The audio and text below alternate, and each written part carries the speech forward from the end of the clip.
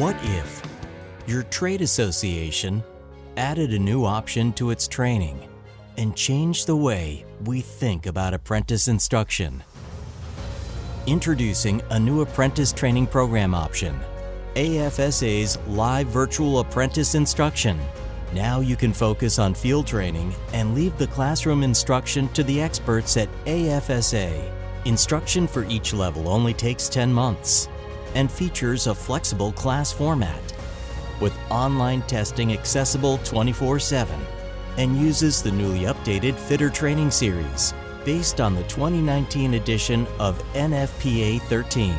Develop your staff and grow your business with quality instruction without the hassle of finding instructors, so you can focus on your apprentices' field training. Choose AFSA's new live virtual apprentice instruction. For more information, visit firesprinkler.org/live training. Like and subscribe. Hey everybody, thanks for tuning into this episode of the Fire Sprinkler Podcast. On this episode, I have Marc and Victoria, and we are going to talk about the apprenticeship opportunities that are available from AFSA. Marc, Victoria, how's it going today? Excellent. I'll just kick off here, but I'm Victoria Valentine. I'm the Director of Engineering and Technical Services for AFSA. Excited to be here talking about education and apprenticeship. Awesome. What's your involvement with AFSA and what's your kind of history in the industry? So I've been in the industry over 20 years, but I've been with AFSA for just about a year now and working as a project manager for a program I didn't know anything about until I got here, but really working at the apprenticeship level and, education and what materials do we need in order to help support the industry and make sure that everybody's qualified. What was your work experience prior to joining AFSA? I've spent my entire career in associations. So I am a fire protection engineer, but I've been with NFSA and SFPE and now AFSA. So I usually just call that alphabet soup. But I have spent a ton of time just with education and really focusing on adult education, as well as how do we make the sprinkler industry more public, more that other people are recognizing what it is that we do. And making sure that people know what they're doing so that we don't have any bad perception to fight either. Awesome. Marc, tell me a little bit about yourself. Where do you come from and what got you into this conversation today? I'm from North Dakota. I got into the fire sprinkler industry in 1994, so I have 28 years of experience in this industry. I started out as a drafter, right, making backgrounds on vellum. If anybody remembers vellum, and brought the company I worked for into the computer age. Had CAD background, CAD experience, education, so I helped transform that company into the 20th century. I started with backgrounds and then graduated into doing some really, really simple layouts for apartments, garages, and apartments and stuff like that. And it was only about 2 or 3 years into this industry, and I had a system that I had designed and had installed. It activated and it put out a fire on a vehicle in that apartment building. And from that moment forward, I was absolutely hooked in this industry because I knew at that point what I was doing made a difference, and it was noble and it was good. Yeah, absolutely. That's the best. I mean, it sucks when a system has to do what it's supposed to do, but it's the best feeling in the world when your system does what it has to do. I like to think I'm fairly young, but I'm not too much younger anymore. 34 years old. I've been designing for 8 years, and I've had 2 sprinkler activations on systems that I've designed. The first was in a wood construction retirement home. We put the sprinklers in, just got done telling the guy, 1 in 16 million chance that these sprinklers are going to falsely activate. You're good, say, put the system in service like 2-3 months ago, prior to, and he calls on a Friday afternoon, like, hey, you better get your ass down here. I got water pouring out down a hallway. One of your 1 in 16 million sprinklers just went off and is flooding out my building. So, oh geez, being a family business, I called my brother, sent him over there because he lived 5 minutes away. Fire department met him at the door. Big handshake, almost gave the guy a hug, and hot water tank caught fire on that mechanical closet, started going up the wall. Man, thanks for everything you guys do. Spent the next 15 minutes calling every fitter in our company and just letting them know, this is why we do what we do. And everybody walks around like this after that, right? Like you can't. That's awesome. Yeah. Awesome. So like that's the difference. If you can almost get somebody to have that feeling every, year or two, that change, that's an industry changer. Yeah. Agreed. Definitely. Yep. And so after I was in the industry, I bounced from one thing to the next, or one company to the next, and then became exposed to AFSA pretty early on, and then started to see the benefits of what AFSA brought to the table, and especially to the apprenticeship, right? And then I was part of a curriculum rewrite a number of years back with AFSA and Contrant. Was it Contrant at the time? I can't remember, but it was that particular group that helped rewrite that curriculum, and that was a very enjoyable experience. And that even got me more excited about the industry, because I recognize what you just said too, Chris, earlier before we started. I got to meet some really high horsepower people, right? And it made me recognize, pretty humbling, right? To sit around a room with 20 other people, like-minded people, and to experience the amount of wealth of knowledge. And so I saw that benefit. Pardon? The wealth of knowledge and passion. The passion is undeniable. It's amazing. You don't see this kind of passion in any other trade. I haven't seen this kind of passion in any other trade ever. It is definitely one of those fields that people, you do more than bring home a paycheck. That's right. It's not, I try to get my apprentices, leading into the conversation about apprentices here. I try to get all of our apprentices that we bring on, if they're new or a year or two into the trade, you're not just putting in pipe and fittings, right? This is a system that it's potentially going to save lives one day, protect property and lives. That's what we're all in this industry for, right? It's a good way to make money, absolutely.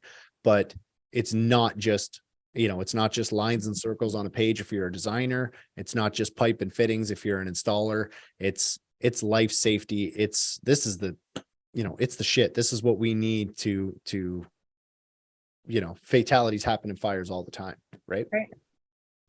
So the resources that are available for AFSA members for training, what's the difference between the AFSA training programs and any other training programs that are out there?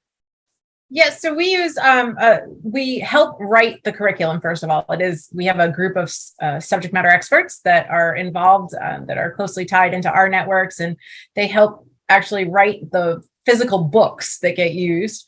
And now we've actually got a second option coming. So we've had the curriculum option for a while, and we are excited to say that levels 1, 2, and 3 have brand new additions on the street, and 4 is one of those, I'm told, any day.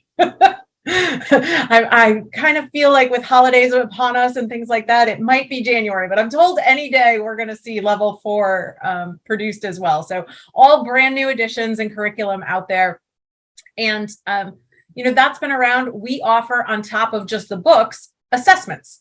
So you log into the web, and there's exams that, obviously you're doing your on-the-job training with employers in your offices. And, some of them have education set up where you do actually attend classes in your own office and things like that, especially some of the larger companies. And so we've been hearing from members and whatnot, and it's taken a long time to get this far, but we are super, super excited. We will have a virtual instruction program offered in 2023. And so what that means is like the classroom component. Obviously, all the on-the-job stuff is still done with your employers, and it is a 2-piece, right? You need both sides in order to really become that quality level. But our virtual instruction will kick off February 1st for level 1, and we are super, super excited. Registration is technically open. I'd wait until tomorrow because there was a website glitch yesterday, but registration is open for that as well. So when you say virtual, I know the training in the apprenticeship program in the States is different. I'm up in Canada here. We have a slightly different training program. Ours, we go to, essentially it's 3 levels of schools: basic, intermediate, and advanced. You say the 4th level. How does the apprenticeship layout work for you guys? There's basically 4 years is typical. And each year has an accompanying textbook of, we think you should know this much knowledge by the end of this year, kind of thing. Okay. So it's broken into the 4 different levels, basically 1 per year. And it correlates with about approximately 8,000 hours of on-the-job training. Okay. So it is a robust program. It's a good program. Marc, you're coming from the contracting side of this. How are you seeing the difference between the AFSA training program and simply training on the job without the online programs? It's a lot more robust, a lot more involved. If you were to allow, or if you were to teach your people, by gosh and by golly, without that structure, I don't think the outcome would be nearly as positive as using the AFSA program. Sorry, keep going. No, go ahead. I was just going to say, like, the way construction's going now, with having, you need something really specific in that training program, because some of these projects that you have come out here, they can last 4 years. So you may not be able to expose if you have an apprentice on a single job, like an Amazon or a Tesla or something like that size warehouse, they may be there for 2-3 years where they're, slamming lines, maybe doing a fire pump room, a header, whatever.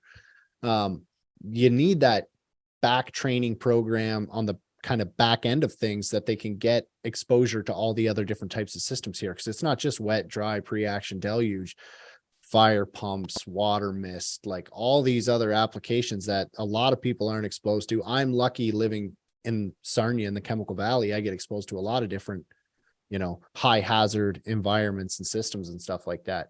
So it's good to have you guys have information, I'm assuming, on all those different types of systems and a pretty thorough background.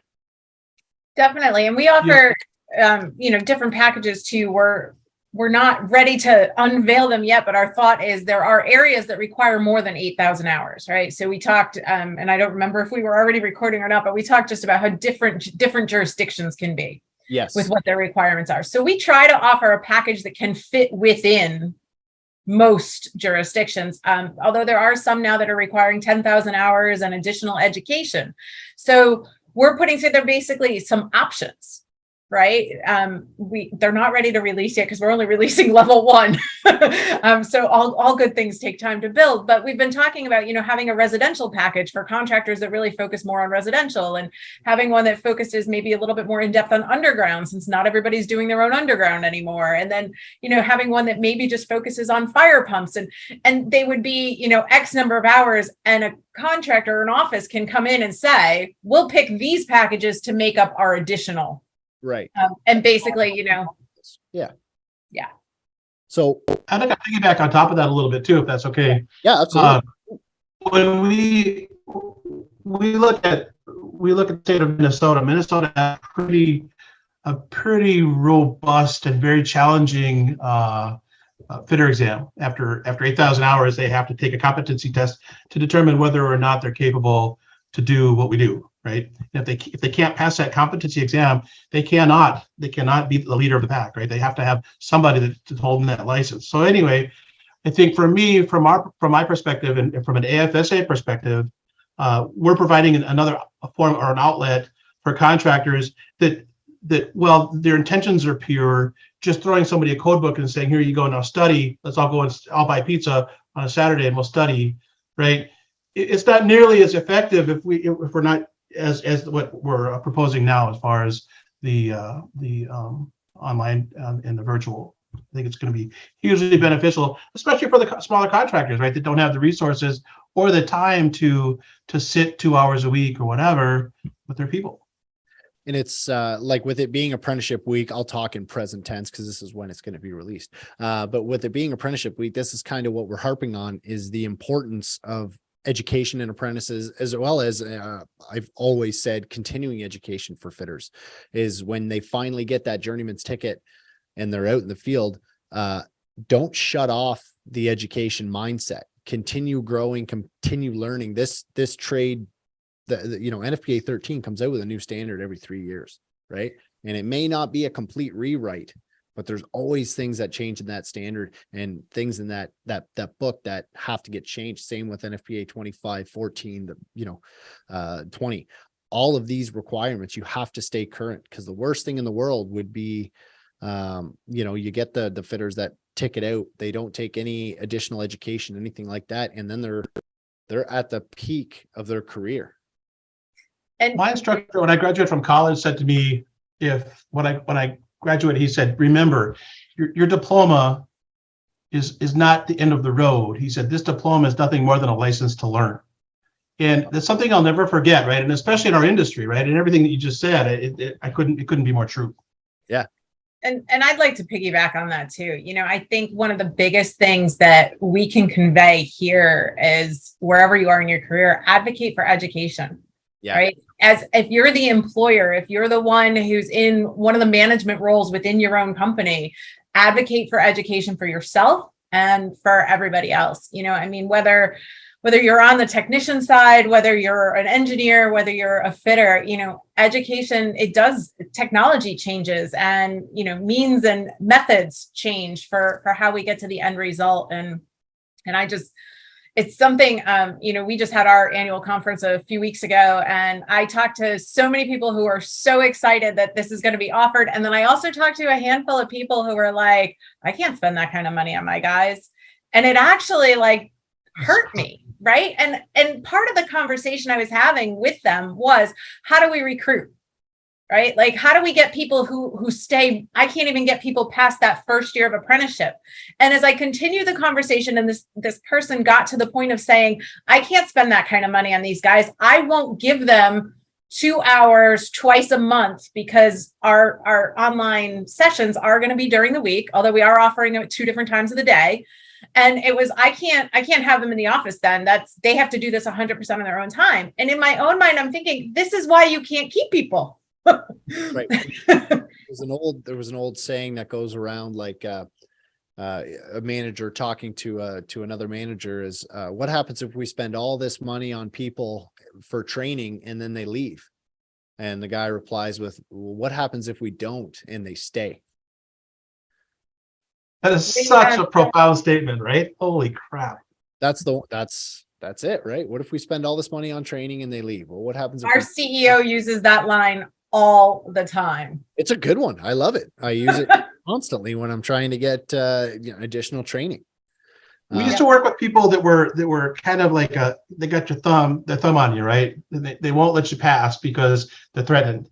Right. But the mindset that we have within our organization is, if you want to know how to do my job, I will teach you to do my job. If I get to a point where I can't teach you anything more, I will give you a boost to the next level to find it. Right. Well, because doggone it. My mentality is, if you want me to teach you how to do my job, please do my job better than me. I'd love for you to do my job better than me. I have done the same, right? Anybody coming up the ranks behind me, when you move positions and things like that, I always said, please do it better than I did. Yeah.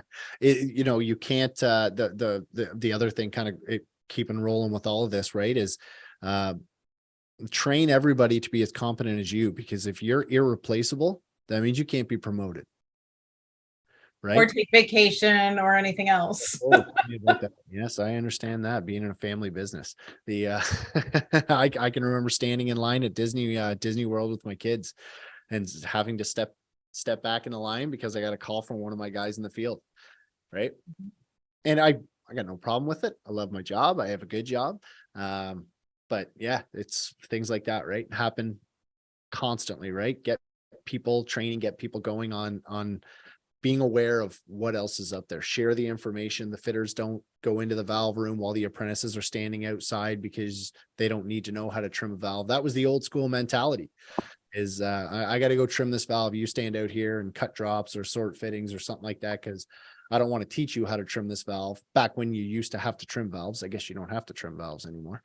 You get them both ways right now, isn't it? Whatever product you can get. Yeah, whatever I can get within the next week and a half. Yeah.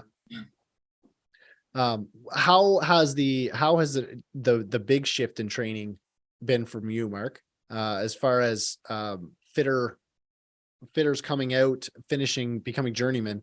What's that skill level changed that you've seen since these new training programs from AFSA? From start to finish? Not so much start to finish, but when you get a newly minted journeyman, say 10, 15 years ago, a newly minted journeyman versus a newly minted journeyman in the past 2-3 years, how would you say the education level has changed? A lot more thorough, a lot more involved, at least from my perspective. Yeah. Yeah. Yeah. Just I don't know. That's kind of a vague answer, but what? I think some of the changes have been that we have a lot of the technology now that can support. Yeah. Like you can look up a video of a variety of things, whether it's from one of the manufacturers that has, their own how-to videos that are on YouTube, or listen to a podcast. Or, listen to a podcast, right? Always there. But clearly the people listening to us today are already here. So they're already aware of this one.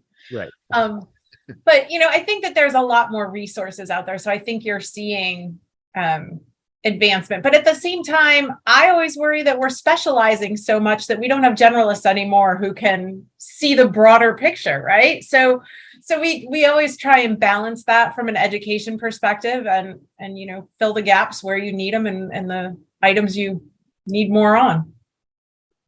Where, if somebody wants to get some more information on these new apprentice opportunities and training programs, where do they find this information from? Everything is on our website. So it's firesprinkler.org. It's pretty simple. And there is a tab right there for apprentices. And if you're interested in the existing programs that have been around for a while that just have new books, that option is still available there. And then, of course, in that drop down under apprentices, it's also flagged for the new virtual instruction program. We are building out the website currently. So depending on when you come and visit, will vary how much information we tell people right now. Visit weekly, right? Like, because we keep adding more stuff. The story of this podcast is it's not going away. Hopefully, Excellent. Somebody can be listening to this 5 years from now. Right. At which point, then we're ready to go. Log in. It's all there. Absolutely. Every 5 years, I'll reshare this so that it just keeps getting up to date. Did you see the new program available? See, we can just keep saying stuff like that. Absolutely.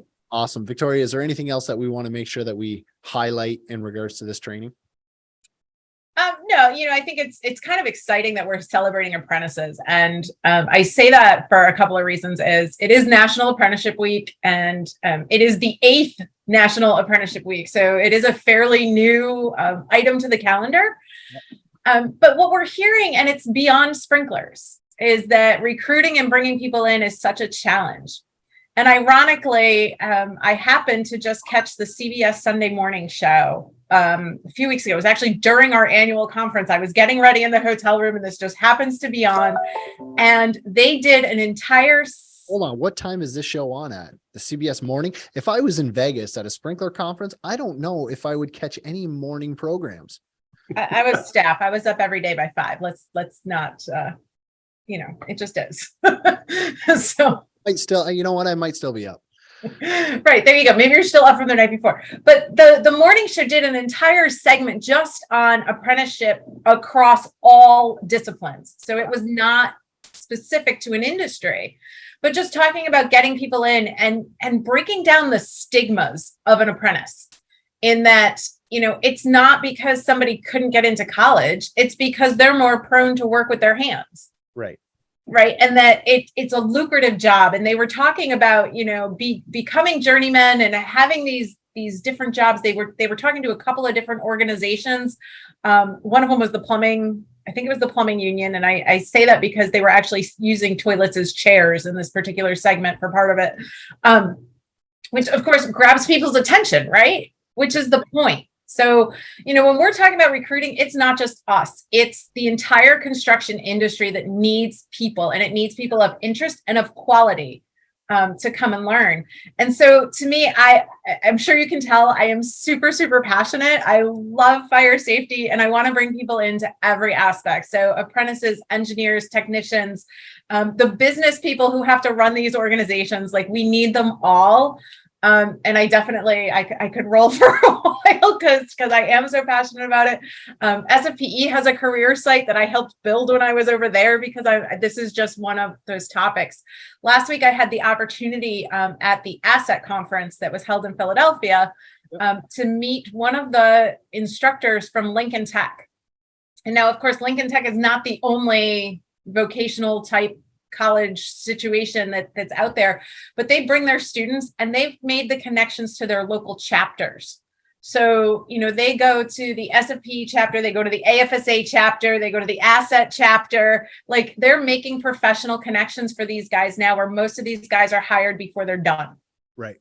And it's so great to see that young blood and to see the people who are now all of a sudden interested in fire protection and fire safety. And I guess, so all of that to say, my one message is we are all missionaries for recruiting to the industry and getting people here and making sure they're quality. Yeah, absolutely. Marc, anything else you want to touch on as well? I do want to add to that. So when we look at, I don't know when it occurred, but over the past 15 years or so, it seems like we had a shift in mindset, right? And to me, it seemed like we destined our children to go to college, right? Regardless if they were capable or not, right? If they were super good with their hands, right? And they're great craftsmen or craftspeople, we said, you know what? You have to go to college because you don't want to get into the trades because look, right? But it's such a terrible, terrible mindset because, we've destined people perhaps to failure, right? To encumber 4 years of debt and then end up with a degree and not be able to service that debt, right? So from my perspective, when we look at the apprenticeship thing, we're providing a cost-free opportunity for these people to gain an education and a trade that's something that they can go into. It doesn't stop at fitters. I mean, the sky's the limit. It just depends on how hard you want to push it, right? So from my perspective, I think this is super important for us to be able to get in front of guidance counselors early on, junior high school, and say, hey, look, your kids, if they're, give me the 10 best of your worst, and I guarantee you, when they're 18 years old, by the time they're 22, they'll be making $70,000, $80,000 a year with no debt, right? They'll have a shiny new vehicle. They'll have all the things that they would want from, leaving high school, and it's a no-brainer for me, right? And it's being able to provide that outlet to everybody and to tell them that there needs to be a shift in